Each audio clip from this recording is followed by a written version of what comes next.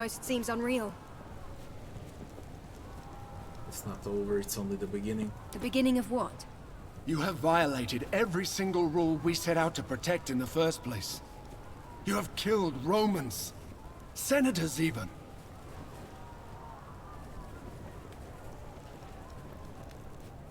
I'm a soldier, it's my job. Kaiso was right. You do sound like Lurko. Do I? We must submit ourselves to the judgment of the Senate, as we discussed. Only then can we begin to undo some of the damage we have caused. Are you stupid? Did you hit your head in battle? We will all be killed. Not all of us. He will probably be condemned to death indeed, but we will not be punished as harshly. We should not get punished at all. We should take over Rome and live like kings. The Anira is right. Surrender will only lead to execution. But... Magister... Surely morals dictate that he should surrender. Doing anything else would be immoral, and thus make him a lesser man. He is like my own child. He would be a lesser man, but a man who is alive. They will not just let us go. We all attacked. Well, I certainly do not want to be executed. May I remind you what you have just said about the expected behavior of a moral individual? I don't consider myself a particularly moral man yet. I don't care about the philosophy of it. If you stay here, more people will die and the chaos will never end. We don't have to turn ourselves in if you're afraid of the consequences. We can simply leave.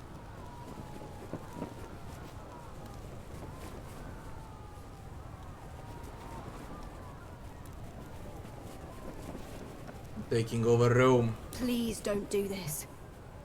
I love you, but surely we did not stop a would-be king only to replace him with another. My debt to you is repaid. I certainly don't owe you any support if you try to overthrow the Republic. It's clear there is no changing your mind. Perhaps this was your goal all along.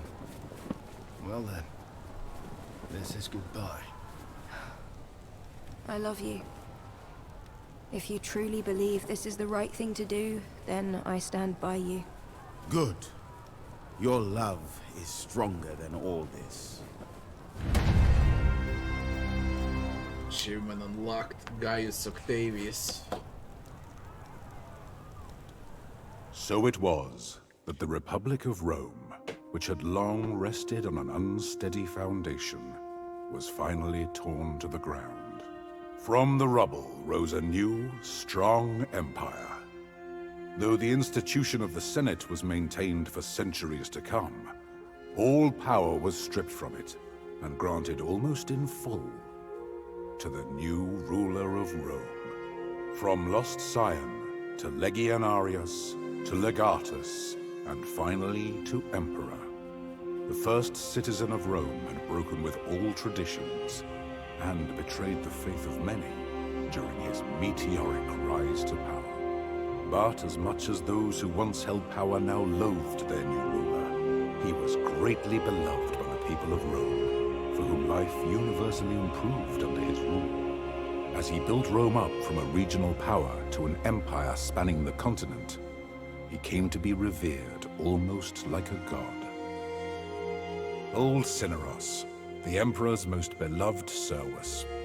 Though he was free, he would not leave the side of his dominus until the day he died. He lived many more years in luxury and leisure, with access to the finest works of philosophy, and visited by great scholars from near and far. Freed of his domestic duties, he even found the time to author a great work of his own, a treatise on the topic of regret and forgiveness. Though its contents are lost to time, we must imagine that its completion brought him great satisfaction. Caeso left Rome with Lucia and their daughter. They traveled to Africa, as Caeso remembered the warm nights and the lush Nile Delta fondly. Here they found a place to settle and made a peaceful home for their family.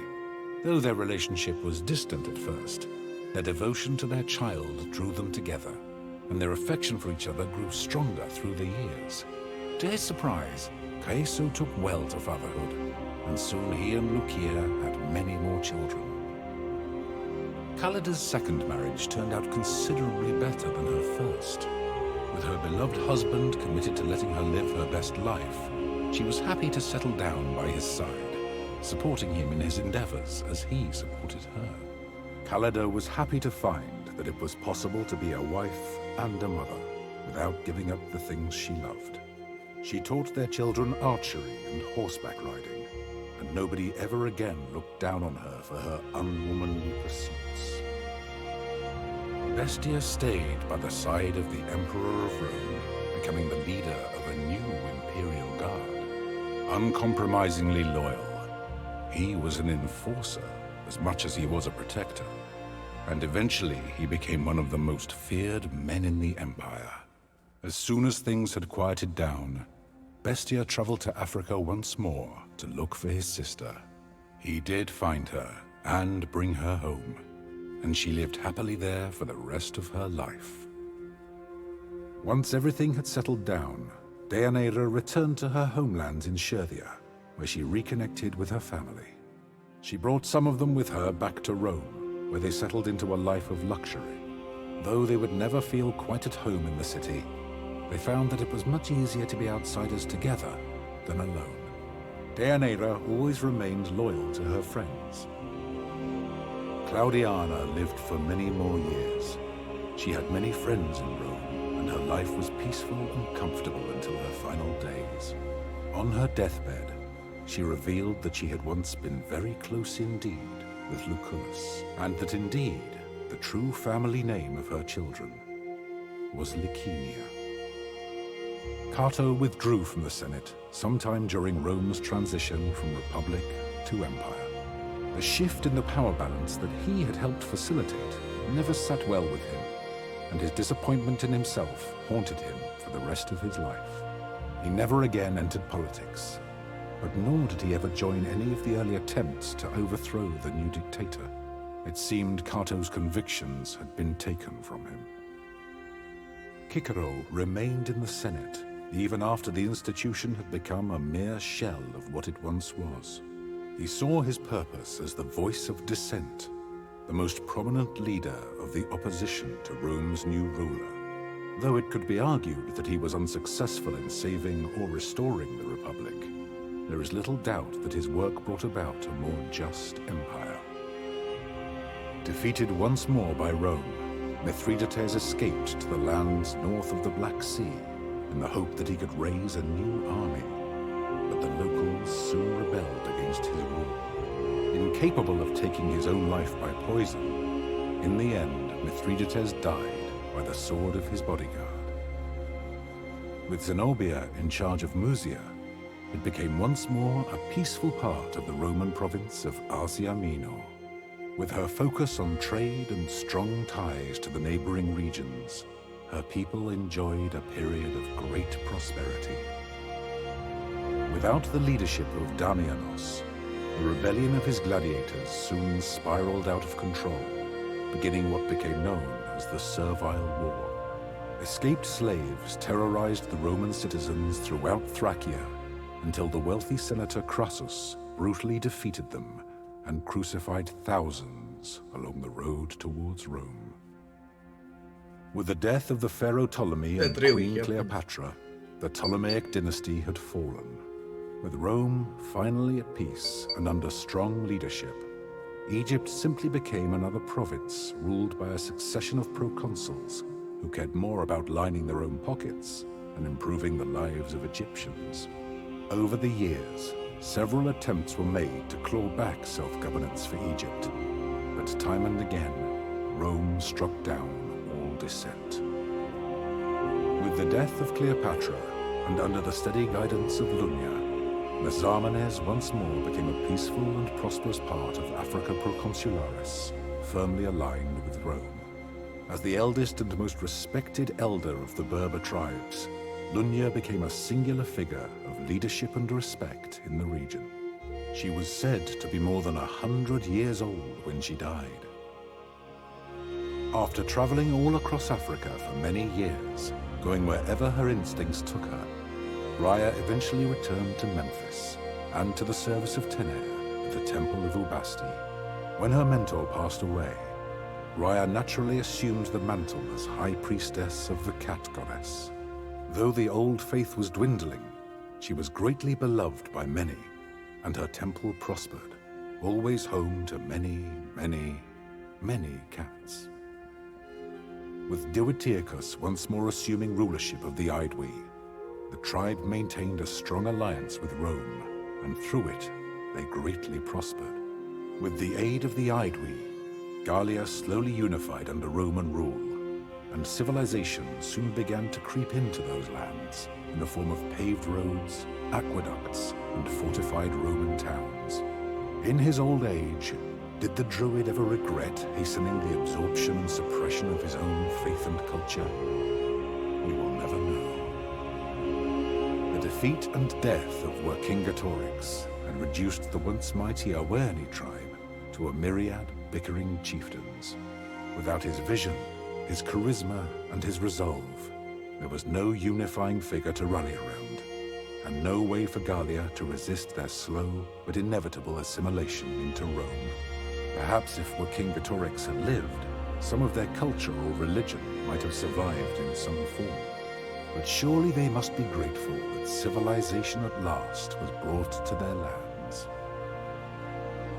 In this work, I have done my best to recount the history of this fascinating period, truthfully and accurately. As I have scoured the sources and spoken to many who claimed to have heard the story from someone who was there at the time, one thing that has stood out to me is the pivotal moments along the way where our story could have turned out very differently. Could the Republic have continued without an emperor? I believe so, if the Legatus had been willing to make the necessary sacrifices. But it is clear that the personal cost would have been great, as would the risk to the highly troubled Republic in the absence of leadership. In many ways, Rome was already an empire in want of an emperor. One should always take care when second-guessing historical figures with the benefit of hindsight. Here in the present, there will never truly be a way for you to know how you might have acted if you had lived in the past. Nor can you ever be certain how history will remember you.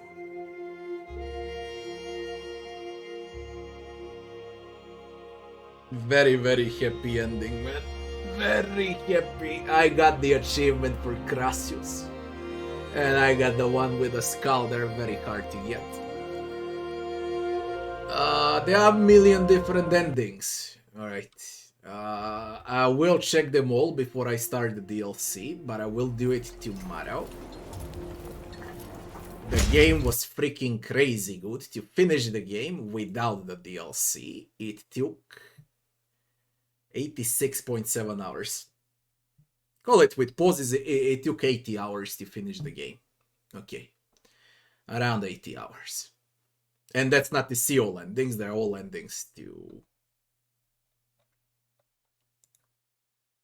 I don't know how many different endings are there, probably a lot. I got a happy ending, Dictator ending. Finish the game on insane difficulty.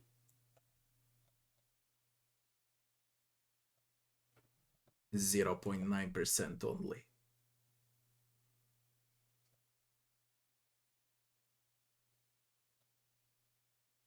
Complete the game with a combat death turned on.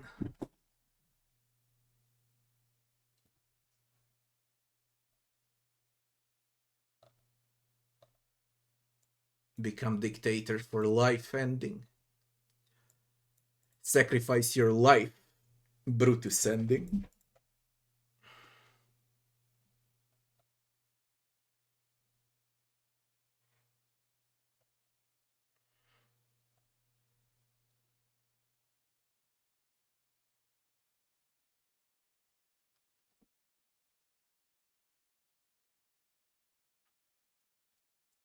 This is all for the DLC.